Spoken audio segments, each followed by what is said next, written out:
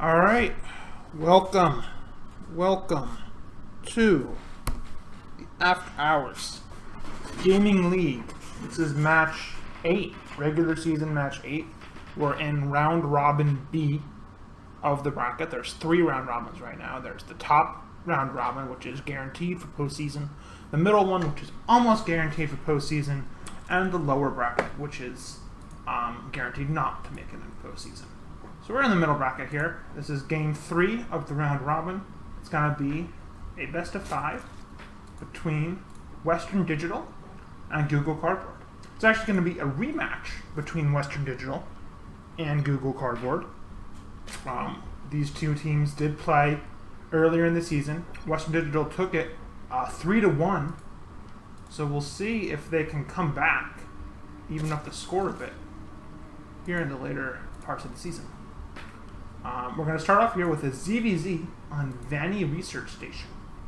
It's going to be Western Digital's FlyHead, the Pwnerizor, versus Google Cardboard's Roshambo, the Pink Zerg. Overlords rallied out. Drones building. No one's getting a ridiculously early pool. I see FlyHead was a little bit late on his Overlord.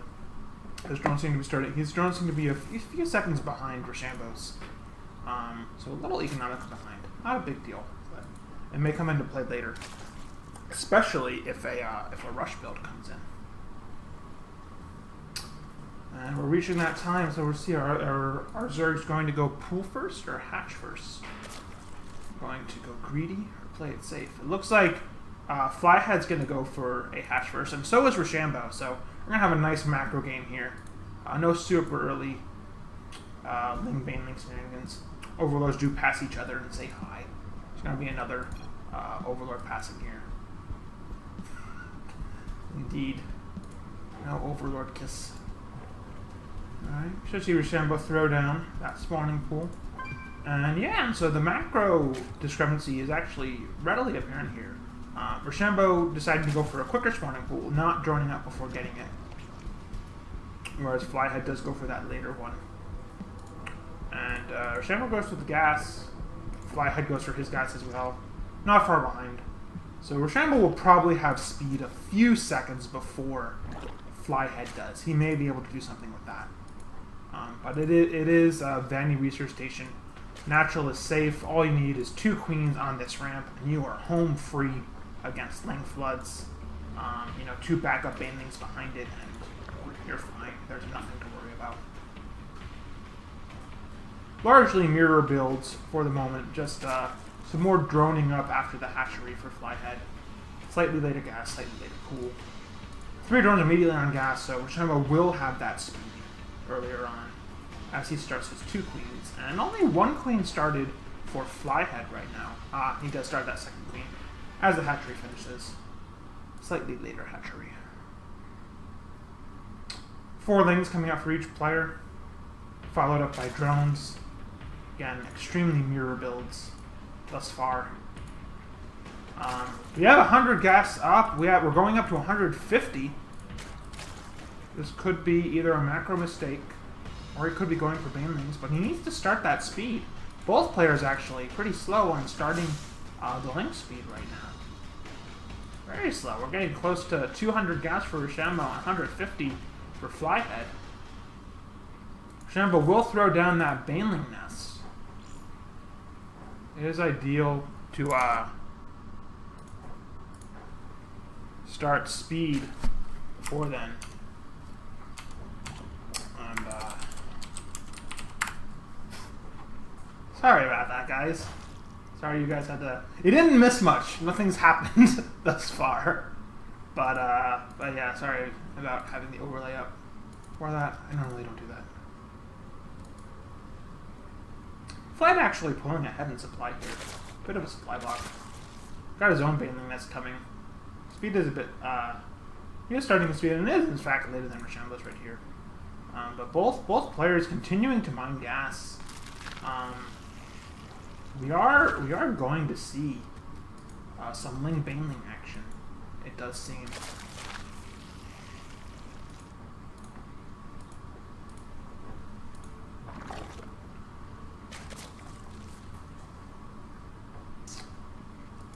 Baneling that's finishing for FlyHead.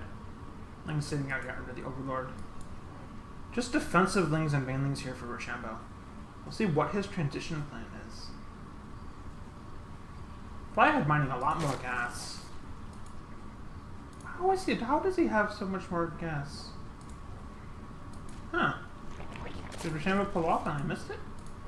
That's weird. I'm not sure why he has so much more gas. They took it at about the same time. Both players going for Lair. Roshambo a little bit behind. FlyHead getting a double Ego Chamber and a Roach Warren here in the back. Second guys are up. Second and third guys are going up here for Roshambo. Roshambo actually getting a nice drone lead here. Macro seesawing back and forth as the players reveal pros and cons in the orders of their builds. Roach Warren, double Evo going down for Roshambo here as well, quite a bit later. But due to the lower amount of gas, FlyHead here is only starting +1 missiles. Can't afford +1 carapace just yet. So the double Evo Chamber is not perhaps greatly advised. Double extractor finished, but he's not mining from them, so Roshambo is falling behind FlyHead in the gas count quite a bit, because he's making up for it in minerals. Both players going up to 1,000 minerals. Scared to take their thirds, it seems. They might be saving for roaches, but neither player has quite enough gas to make as many roaches as they should be able to. Now finally starting that double gas mining at the natural. Some Lings poking out here for FlyHead. Actually, there's not a lot at home. He's going to get these two Lings. He does have Banelings at home, but one of them gets wasted on a single Zergling. It's quite unfortunate. Other Zerglings will run in, but there should be more than enough defense here. And yeah, two Banelings clear up all the Zerglings. No problem.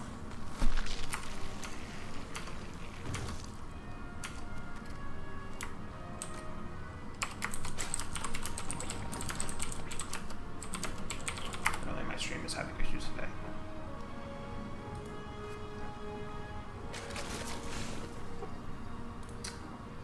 Spore Crawler's going down defensively for Roshambo, although no Spire has gone down yet for either player. Roshambo's spending his minerals a little more, but he's falling behind on supply.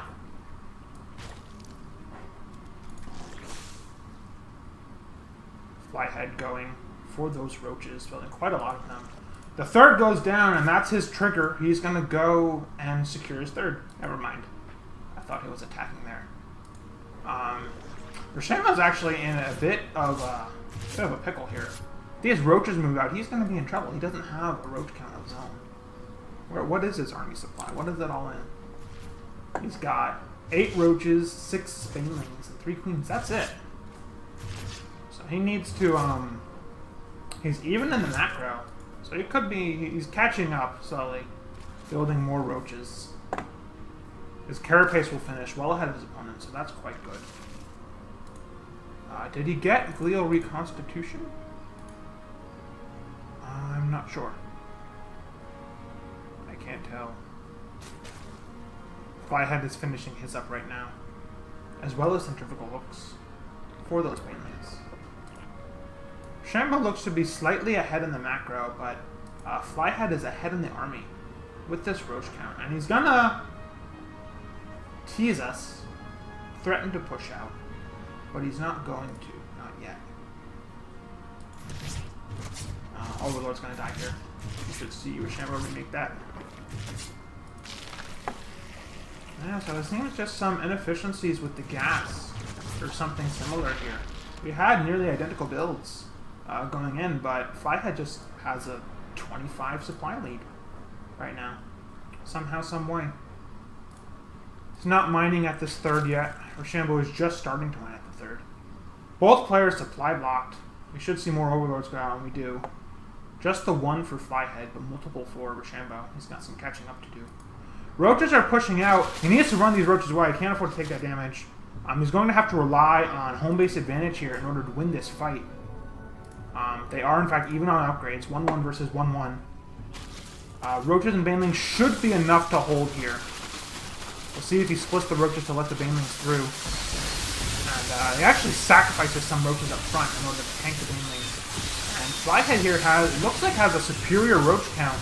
It's too much. He's gonna bust through here. Great sacrifice to mitigate any splash damage that could have lost him the game. And yeah, it's just gonna be just slightly better build order. Macro efficiency is going to overwhelm Roshambo here with roaches. And that's gonna be game one. There's no... He's got double the army supply for Roshambo here. So I don't see any way he's gonna be able to recover at this point. Burrow maybe, but he doesn't have Burrow, and Overseers are just a morph away. Right here. Takes the third half tree. He's going to push up the ramp, which I don't know if that's advice. He might wind up throwing these roaches away. And so yeah, so he's going to pull back. He should be satisfied with the damage he has done. Should get on away from her. He's actually going to push again now that he has reinforcements. By setting up a concave on the lower ramp, he could actually keep Roshambo at bay for quite some time. It looks like he's going to do just that. Get rid of all these chainlings. There goes one more. Starts that spire. Still not mining from this third, so it doesn't give much of an advantage. Generally going to try to break down, but there's more than enough roaches here for FlyHead. It's 2-2 versus 2-1. So slight upgrade advantage here for Roshambo, but it's too many roaches. He's going to muscle into the lane here. And GG. Western Digital takes game number 1 in the series. Alright. Score is 1-0 in Western Digital's favor. We're going into match 2 here. It's going to be a ZVZ again, this time on Inferno pools. This is a double rematch. This is actually going to be a rematch between Horribler and FatYeti from the game that they played last time. Again, on a rather large map. FatYeti did win over Horribler in that time. Horribler went for an aggressive Ling build, but FatYeti was able to sneak out a few more drones and then get out the Lings he needed to defend, and was able to take the game inch by inch from Horribler in that scenario. Great Ling Bane Ling micro. See if a similar thing happens here. This map is quite a bit larger, so I don't think we are quite as likely to see some aggression. The wrap to the natural is fairly wide, so you would need, I think, three Evo chambers and a queen at minimum to wall that off. So that may be tricky. Neither player is going for early pool. Very wise here on Inferno pools. They do not know it yet, but they are in cross spawns, so they will have quite the distance to go to reach each other's bases.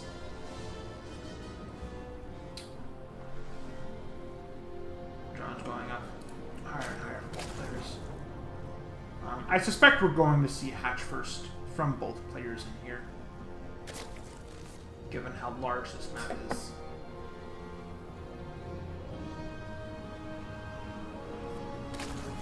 But it is not for certain. Speeding builds can also be quite good. Horribler is going to drop the pool first here. And, FatYeti is as well. So both players playing it safe. We should see actually some gases here, I think, from both players in a second. Since they have dropped those pools first. One or the other.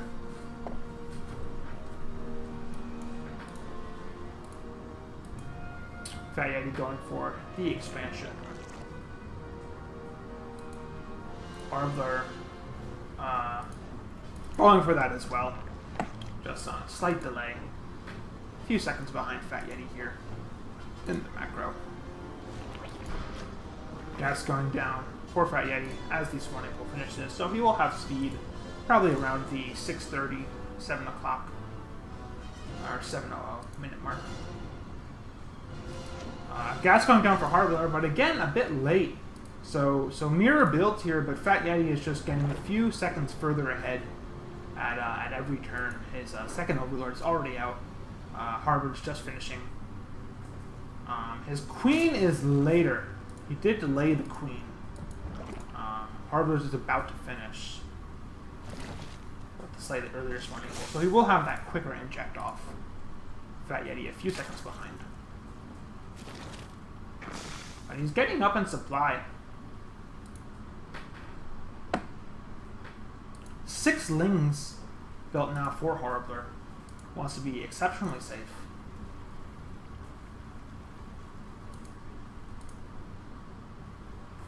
FatYeti has 4 Lings of his own. Just 4? Yeah, just 4. Is starting that speed right on time. Horribler going for a Roach Warren. Is he going to invest in speed? Lings here should be able to handle Lings here just fine. He now knows where his opponent is. 4 Lings do not beat 6, so they do run. But they might turn around and gang up on this one Ling who didn't get the memo that all of his partners were leaving. And yeah, he gets ganged up.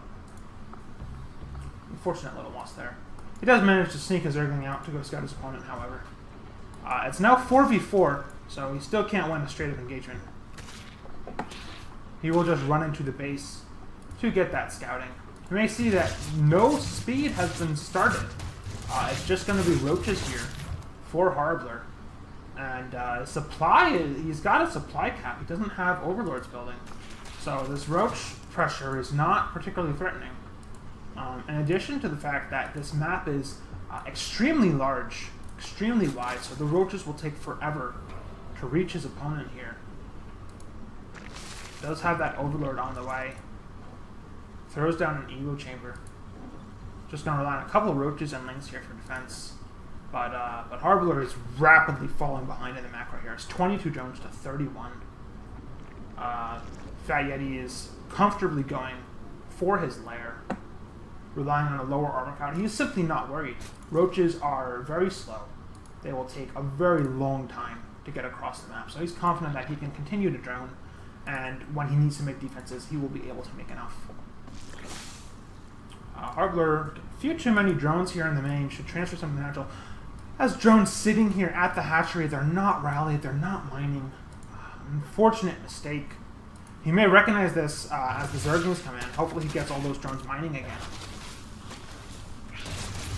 But yeah, he needs to set that rally point and get those drones mining. He's effectively still 9 drones behind his opponent as these drones are running. And there they go. Good save in the end. He needs to start mining this gas though.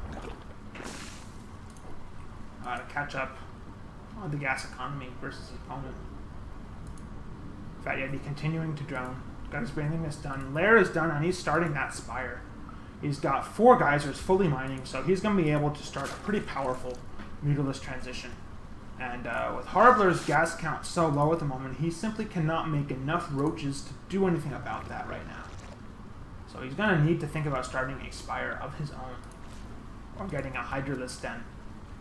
But he also needs to get these gases here at the natural. Lings run in, they're going to poke, see what is going on. He might get this queen now, chooses not to. He's going to focus on some drones. Roaches need to go defend. He could get a number of drones here. It's only the queen handling these Zerglings. And the Zerglings will get out. Looks like they're just going to hang out here. Maybe do. Oh, that might have been a misclick. He may have meant to rally them up to this, but instead clicked down here. Unfortunate for him. Horribler ahead in supply, inflating that supply count with those roaches. He's got 16. But it's too late to move out. 9 Mutalisks and +1 are on the way. His window to go do damage is rapidly shrinking away. FatYeti continuing mining plenty of gas. He's caught up in supply now. He's going to commit heavily to Mutalisk here. He's got 5 Spine Crawlers at home to deal with those roaches. No creep spread. That might prove more useful. But he is going to rely on these Mutalisks to go deal the damage here. And there's no Spore Crawlers yet starting for Horribler. He hasn't Overseer scouted his base. What has he seen? Yeah, he hasn't seen anything. He doesn't know what's coming. So these Mutalisks are going to blindside him. We should see FatYeti mass-produce Lings behind us. Roach is sitting out front, but what are they going to do against Mutalisk? Mutalisk's going to run in here, and there's no one here. There's just one queen. He needs to start some emergency Spore Crawlers in the main right now. He cannot get Spore Crawlers up here. Not enough time. Too much DPS from these Mutalisks. Trying to grab a third, but that's not going to last. He can't get spore collars up there. All of the drones here at the natural do get taken down. He does start 2 spores in the main, and those might finish in time, but he's going to lose the natural hatchery. Roaches go to counterattack. He will be able to deny this third, but he's not going to be able to do anything in natural against 5 spine crawlers and emergency lanes being piled up right back here at home. Natural hatchery does go down, does buy time for spore crawlers in the main, so he should be safe there. But he's going to lose his own third as well. Does get this third, and no, it doesn't look like there was a cancel. So good on him. But yeah, 5 spines and lanes to buffer. Roaches are not being able to do much here at all. They will have to retreat. Mutalisk. Where are... Oh, the Mutalisk retreat. They're going to finish off all of these roaches. You will not be able to retreat with those. Should see some kiting micro here. And yeah, he's going to kite to try to take out all of these roaches. Third finishes, but he's not going to be able to save it. There's no drones in place to get spore crawlers. And yeah, the roaches are going to lead the Mutalisk right back to the third. They should go take it down. 22 drones to 46. Horrible is still having a fair advantage in army supply, building 18 more roaches. But there's Mutalisks on the map. 18 Mutalisks. He can't move across. If he goes to move across with these roaches, he's going to lose, half of them before he even touches the base. More Zerglings running out. Looks like the Zerglings will rally to the third. Mutalisk cancel the natural again. Cannot save it. Pokes up here, but spore crawlers are there. May pick off a queen. Does get one. Could go for the second one. Instead, he's going to satisfy himself with some overlords. Actually does dive on this spore crawler. Loses 2 Mutalisks in the process, but he clears up an avenue to get at these drones. He's going to continue to whittle down the drone count. Mutalisk attacking the third as well. And yeah, after whittling down the drone count to 10, they're just going to go kill the third. 141 supply to 66. It is not looking good for Horrible here at all. Could see an Overseer come out. He might start cleaning up this creep just to make sure his opponent has no vision. He's not able to pull off any magic. Double expansion from FatYeti, taking his third and fourth against 1 base Zerg. Giant pile of roaches here. Needs some Hydras to protect them, but on 1 base gas economy, and in fact half base gas economy, he cannot afford to build any competent number of Hydralisks. The Mutalisk will continue to overwhelm. He could go for some Infestors, maybe. Oh, it does burrow the roaches. Smart move. We'll get that recovery going. Gotta pick off some more overlords. Dives bomb on another spore. Loses a Mutalisk for it, but gets the spore. Could dive bomb on another. Loses another Mutalisk. Almost loses a third. But he's just gonna maintain control of this side of the base. Pick off the Hydralisk and the Queen. Yeah, and that's gonna be GG.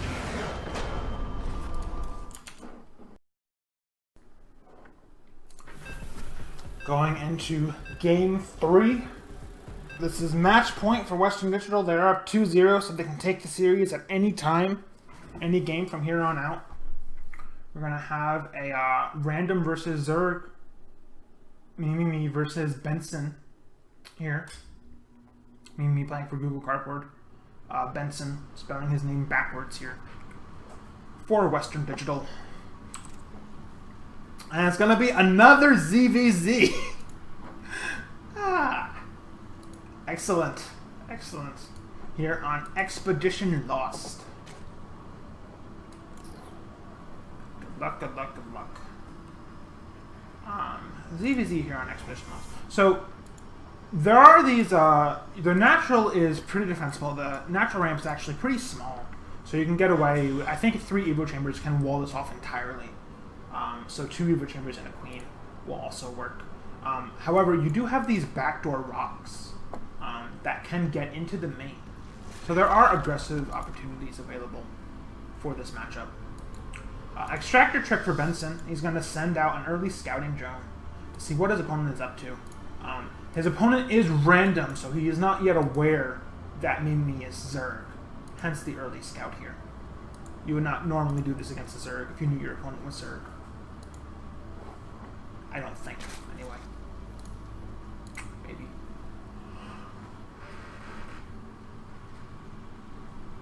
Benson's Overlord finishing a bit late, starting his drones later. He's going to be a bit behind Mimimi in that economy, partially due to this late scout. Gonna rally it around. Scout his mineral line, although he does know right away what race his opponent is. Overlord rallying down, second one rallying to the natural. Spawning pool goes down on a 15. Mimimi going for the quick hatchery, which is scouted immediately by Benson. So he may try to get some damage in here, and yeah, he's going to go straight for gas.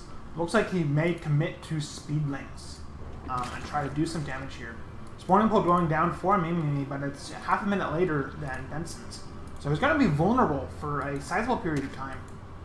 This drone alone is expressing how much anger he has with this hatchery, punching it with his little fisticuff claws.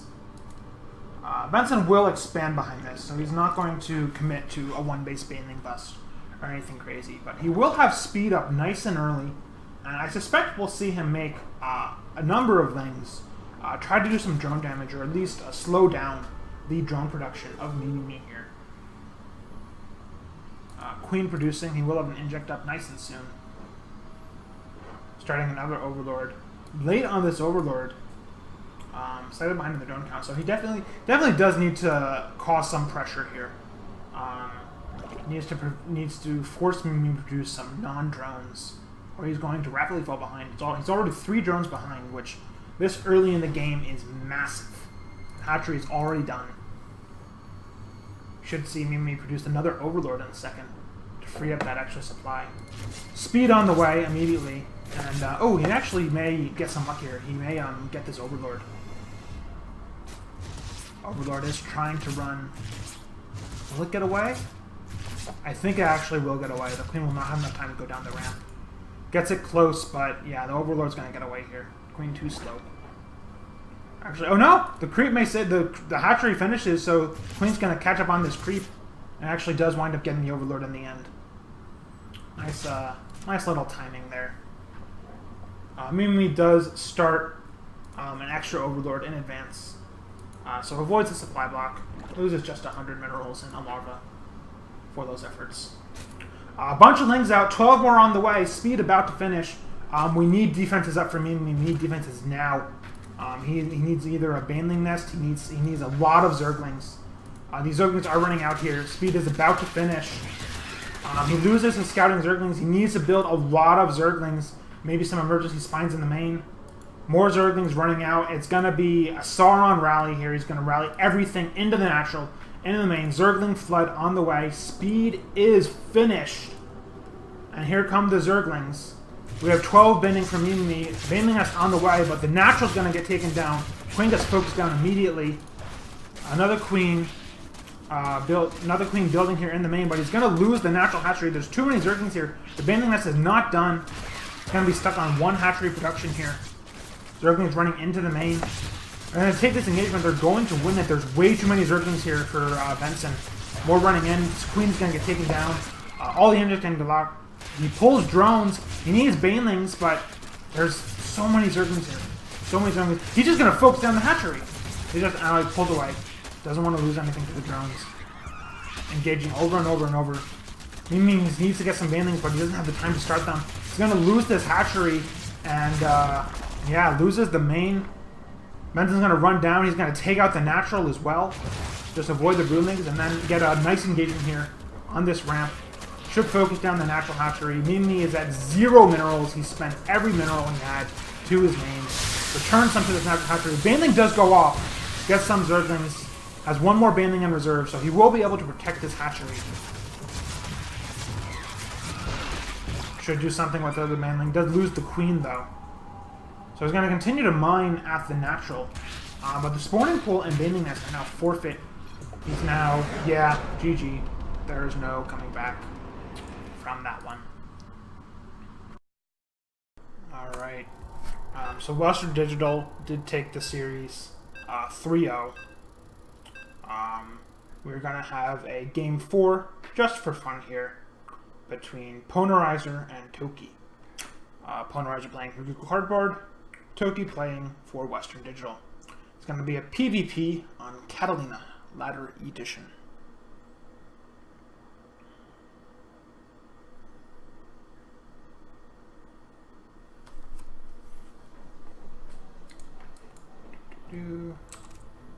So yeah, here we go.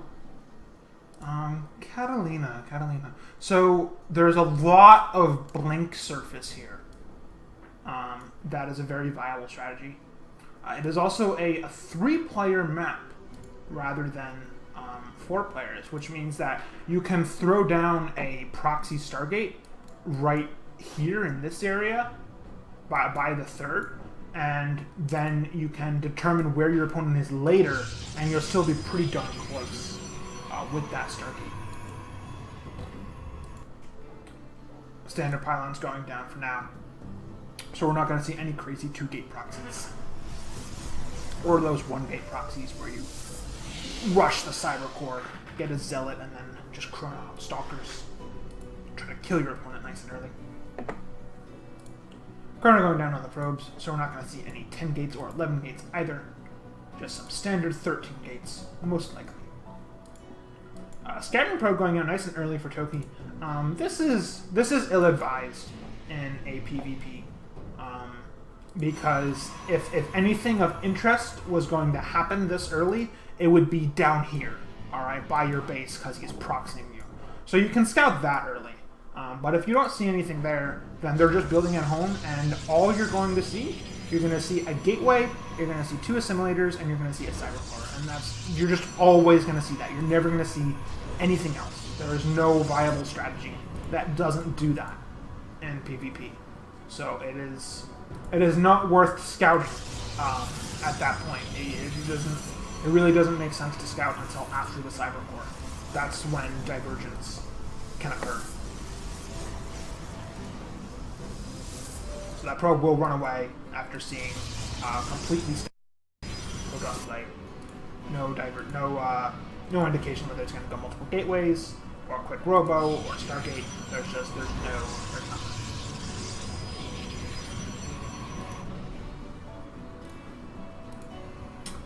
Second pylon here for Toki quite late. He's suffering a hard supply block.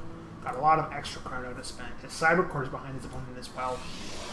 It is a silver player versus a gold player here, so we do expect Pwnerizor here to have better mechanics in this matchup. Zealot on the way, probes being chrono boosted out. Mothership core on the way for Pwnerizor. Warp gate on the way.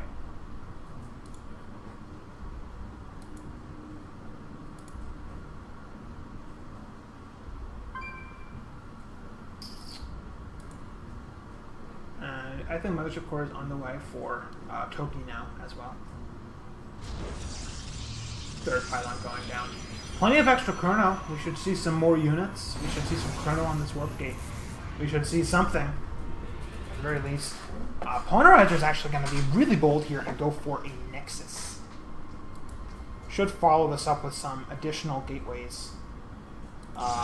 Nexus is actually going to work out pretty well because Toki's going for a robo. He's not going to throw down a bunch of gates. So Pwnerizor with slightly superior macro should be just fine. Getting out stalkers, Mothership core charging up, already at 85 energy, so we'll have overcharged by the time this Nexus finishes. In case any push will come, he will be able to stall with that. He's actually going to go Stargate. 1-gate Stargate. He should start some more gateways at this point. It's very hard to defend a Nexus with a single gateway. 2-gate robo from the opponent here. So the Stargate actually hard counters this build.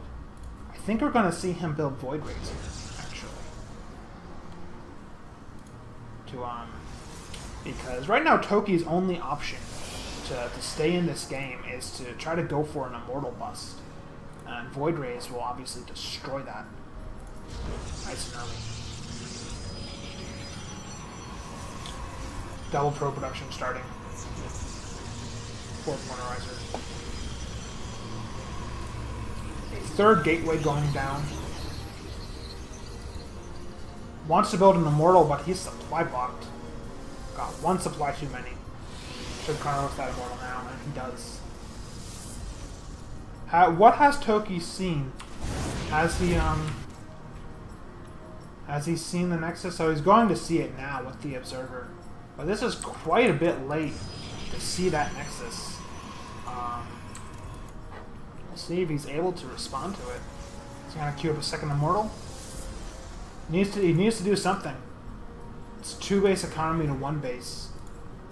Healthy probe counts, not fully saturated, but getting there on both mineral lines. He's going to have to push out here. Pwnerizor has an Oracle ready. He's producing Phoenix. Still only 1 gateway. Oh wow, very nice. Casts Revelation with the Oracle to kill the Observer. Proxy Pylon is down, and yeah, Toki is going to move out with this army. He has no choice.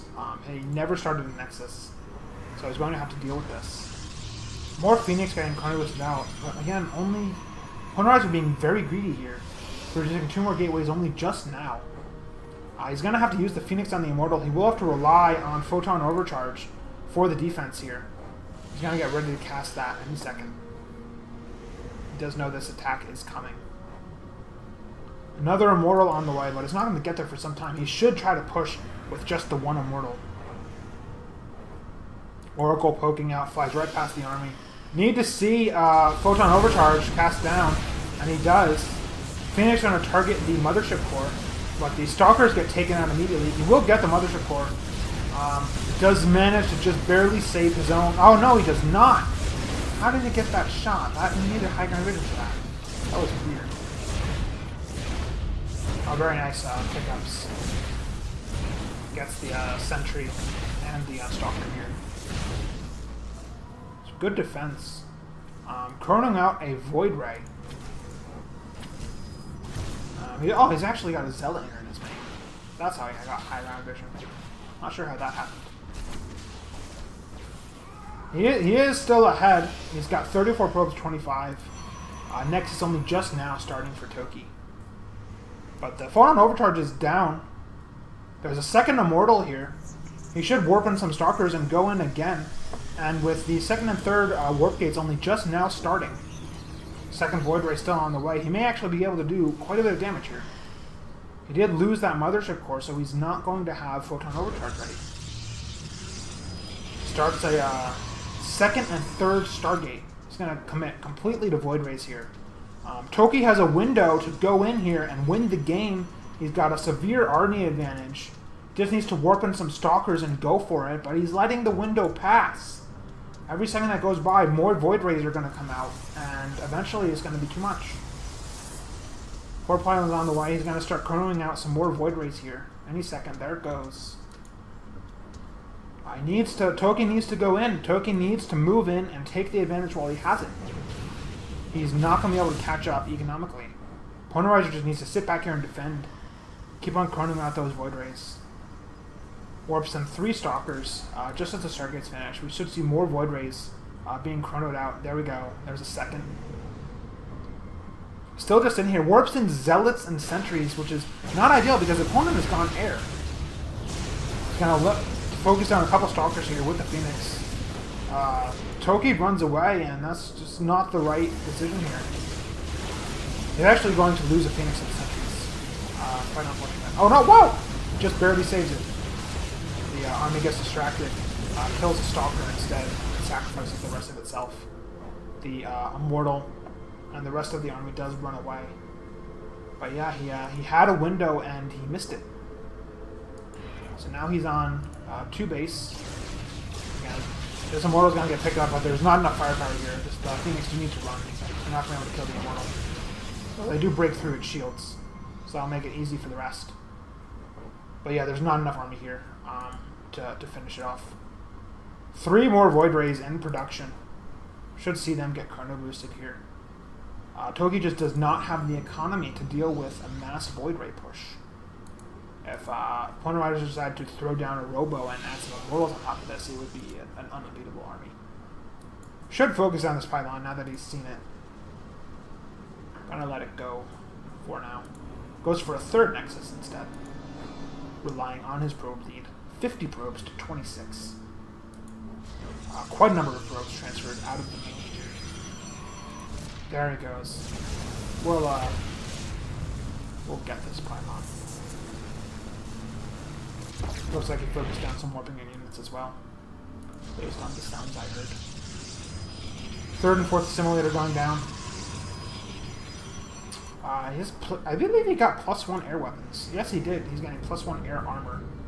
And a fleet beacon to commit to more and more air. May get some carriers here. Actually just goes for the anion pulse crystals to get range for those Phoenix. He will commit to Sky Toss here. And Sky Toss is the end game. Normally you simply don't have enough economy to pull it off. Like, Sky is weak in the early game when Stalkers are most effective. But in the end game of PvP, you know, a fully upgraded Sky army is the most powerful army you can have. And so he's just going to be going straight for that, and skipping the phase where you rely on Stalkers, Zealots, Colossi, Immortals, and Archons for that mid-game fighting. Tempest are going to come out here. Tempest actually build really quickly. Does start mining those 5th and 6th assimilators straight away. It's going to run around with a bunch of Phoenix and a single Oracle. Makes me, I guess this is the Protoss version of the crap ton of Vikings and one Banshee build. Pretty interesting strategy. And the Phoenix will pick up the Stalkers. He does have to retreat his army to defend it. Does use Photon Overcharge, and unfortunately the Oracle cannot kill the Nexus. The Oracle dies. Very nice try. But the Phoenix are just going to pick up a bunch of probes on their way out. Stalker's finally moving back to defend. He loses the Mothership Core again at the price of a single Phoenix and all those probes that he got. Quite worth it. Warp Prism going out for Toki, so he's going to attempt some sneaky backdoor shenanigans. But again, it's quite a bit late. It's 72 probes to 28. Many probes taken down by those Phoenix. This air army has got +2 air weapons and +2 air armor on the way. Warp Prism is gonna go in here, but the army's back at home. And the Phoenix obviously will be able to hunt down the Warp Prism and kill it immediately. Well, it's taking a 4th base. Wisely not here, which is right next to his opponent's main. Here comes the Warp Prism. Carriers and Tempest in production. He's going to warp in. Just Zealots. Does not have a Dark Shrine. Cancels too early. He only gets 1 Zealot out. And unfortunately that's going to alert his opponent to exactly what's going on here. He's going to kill the Warp Prism and then just look at the Zealots. Yeah, no damage done.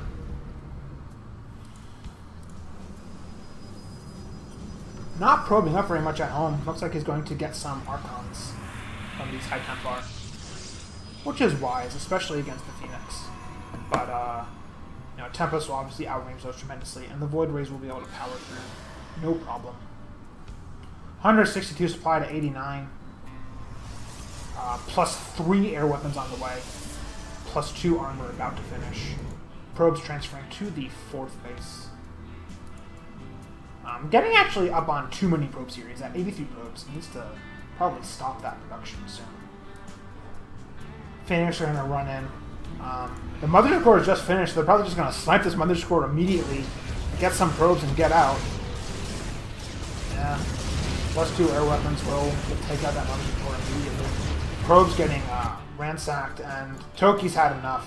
He cannot deal with these Phoenixes. He's going to have to go for the counterattack. And unfortunately for him, he's going to run into a fleet of Tempest, Carriers, and Void Rays that have +2/+2 and +3 attack on the way. Tempest give the initial shots. They're going to pull back. Carriers will start the production. Tempest will run back, and we should see the Void Rays just charge out. Too much DPS here, not nearly enough Stalkers to deal with this army. The Interceptors will distract fire. The army melts. That's going to be GG here for the Blue Terran.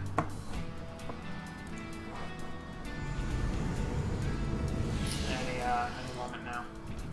Pwnerizor is, of course, is now free to just push into the game at any second. 2 more Tempest and another Carrier on the way. gas count getting fairly high. He may choose to throw down some additional stargates. Yeah, he's going to move out now. He's nearly maxed. Templar warping in at home. Did he get Storm? No, he didn't get Psy Storm. So he's just going to have to use Archons for those. Warping in 2 of them right now. But, yeah, with 28 army supply to 104 supply, +3/+2 air army. He just not going to be on king. His army's going to melt. No detection. Pwnerizor never built a robo. He has no oracles at the moment, but that's not going to be relevant here. The Zealots tank the Stalkers up front, and the Void Rays do the damage, along with those carriers. And he pops as lieutenants. GG. We're actually going to be doing a game 5 for fun here as well. Between FatYeti, Zerg playing for Western Digital, and Pwnerizor, a Protoss playing for Google Cardboard.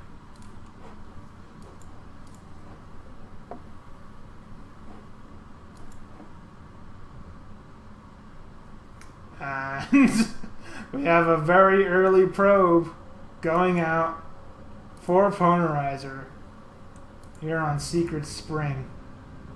He's not going to be able to get up the ramp with this Overlord there. May try. No, he's gonna hide out here by the brush. Queuing up to 10 probes, so he's gonna start a pylon on 10, and it's gonna be proxy gates here for Pwnerizor. FatYeti, we'll see. He needs to go pool first. If he goes hatch first, he's done for here. And ideally, you should drone scout as well. Just see what his opponent is doing.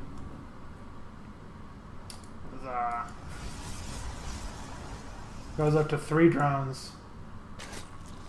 The pool timing is going to be critical here. 1 gate goes down. Keeps the probe. It looks like no gas is being taken just yet. No additional probes either. So he might just go for a 2nd gate here. And yeah, he's got this probe selected, so he's going to drop a 2nd gateway to double chrono those Zealots. Extractor going down nice and early here for FatYeti and Swarming Pole. So he's going to have very quick speed, and he's not going hatch first. So he actually has a pretty good chance of defending this build. But he needs to know that it's coming. He has no idea what his opponent is doing yet. And actually dumps a kernel on probes, which I'm not sure. Typically you want to save that for the Zealot production. Yeah, we're going to see, yep, here comes a chrono-boosted Zealot. This probe is going to go home. It's going to go home right under this Overlord. That's a huge tell. FatYeti should know what's up now. Why was the probe coming from that direction?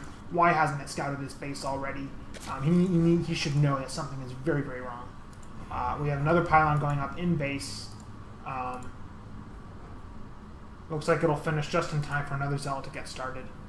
4 lings on the way, speed on the way. Does start that queen. We should see FatYeti throw down a spine or get some more lings. Yeah, he goes up to 6 lings. He knows what's up here. Overlord moves in, sees nothing on the main ramp. He's going to see nothing but probes and no gas and a low probe count here at the main nexus.